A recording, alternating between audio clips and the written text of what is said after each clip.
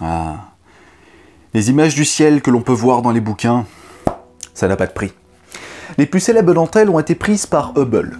Lorsque je prononce ce nom, vous ne pensez pas à Edwin Powell Hubble, l'astronome britannique qui a brillé dans les années 20.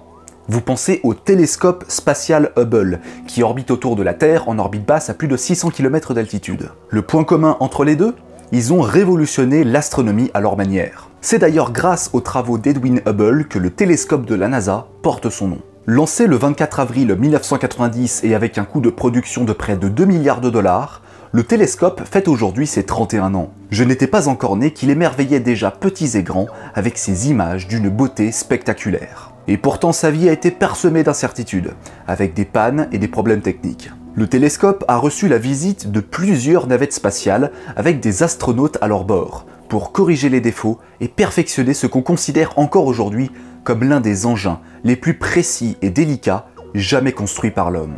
Mais la NASA ne s'attendait pas vraiment à ce que leur bijou technologique soit une fois de plus en danger.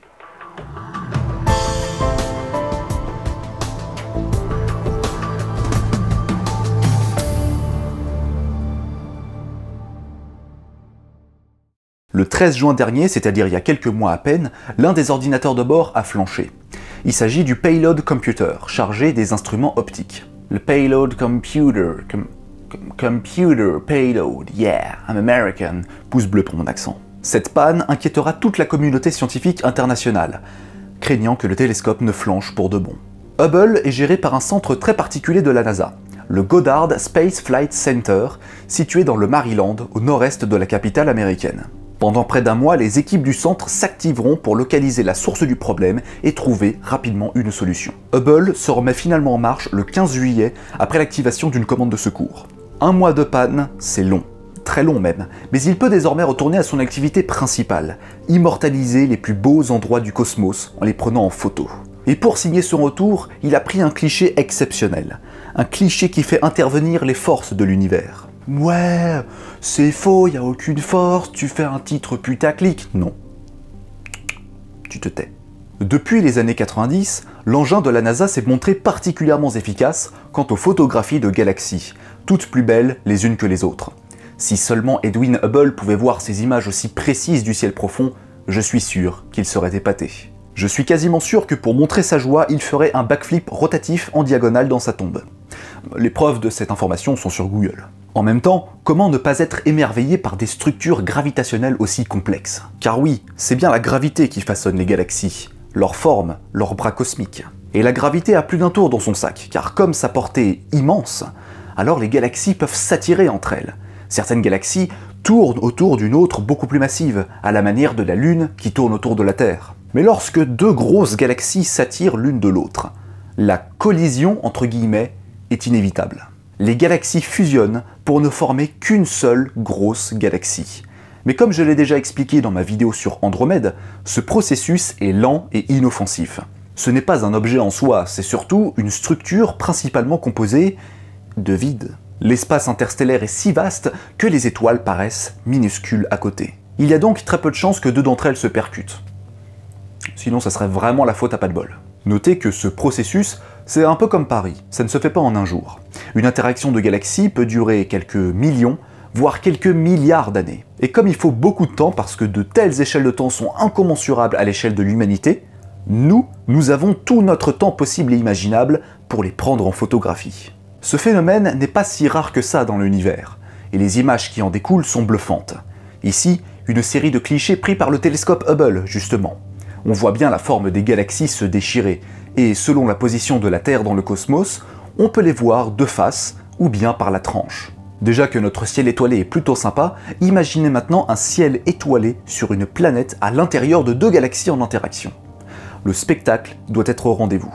J'espère que les civilisations extraterrestres qui y vivent, si jamais elles existent, ont leur propre télescope Hubble. Sinon ce serait sacrément dommage. Mais ce n'est pas tout, parce que le plus beau est à venir. À 750 millions d'années-lumière de la Terre se trouve ARP 195, un système de galaxies en interaction. Tout ce qu'il y a de plus normal, si on peut définir une normalité. Sauf que là, ce n'est pas deux, mais trois galaxies en interaction. En ajoutant une galaxie dans l'équation, la probabilité d'un tel événement devient soudainement beaucoup plus rare dans l'univers, ce qui rend ARP 185 encore plus intrigant. Hubble a donc photographié ce système, et voici le résultat. Nous avons là 3 galaxies en train de fusionner. 1, 2 et 3. C'est probablement la forme la plus bizarre que l'on ait jamais vue. Et comme on peut le constater, 2 sont visibles de face et 1 par la tranche. Hubble signe ici un retour en force, parce que la distance de ces galaxies par rapport à nous les rend difficilement photographiables. On parle quand même d'un système qui se trouve à plus de 750 millions d'années-lumière. À titre de comparaison, la galaxie d'Andromède la plus proche de nous se trouve qu'à 2 millions d'années-lumière, ce qui est 375 fois plus près. Cela dit, cette image ne résulte pas d'une étude poussée, c'est juste un seul cliché dont le temps de pause n'a duré que quelques heures. Le souci, c'est que Hubble vit probablement ses dernières orbites autour de la Terre. Le Goddard Space Flight Center, le fameux centre spatial dont je vous ai parlé en début de vidéo et qui se trouve au nord-est de Washington, ne lui donne que quelques années à vivre, disons pour la fin de la décennie. Il est fort probable que d'ici 2030, Hubble soit mis totalement hors service. C'est le télescope James Webb qui assurera la relève, et dont la focale est 2 fois plus longue que celle de Hubble, soit 131 mètres. On aura alors droit à des images époustouflantes. Pas étonnant que le projet ait coûté plus de 10 milliards de dollars et qu'il a accumulé les retards. À l'origine prévu pour 2018, le lancement ne s'effectuera qu'en novembre 2021. James Webb n'est pas un nom sorti de nulle part. C'était l'une des têtes pensantes de la NASA dans les années 60. D'ailleurs, le deuxième prénom de Webb est Edwin, comme le premier prénom de Edwin Hubble. Coïncidence? Moi je pense que la question est vite répondue.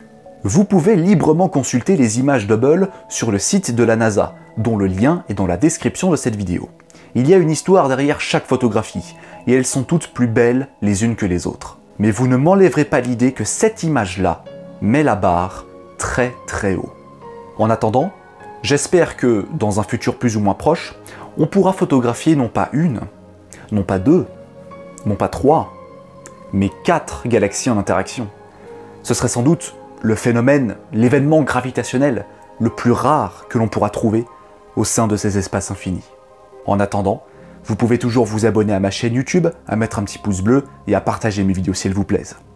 À la prochaine!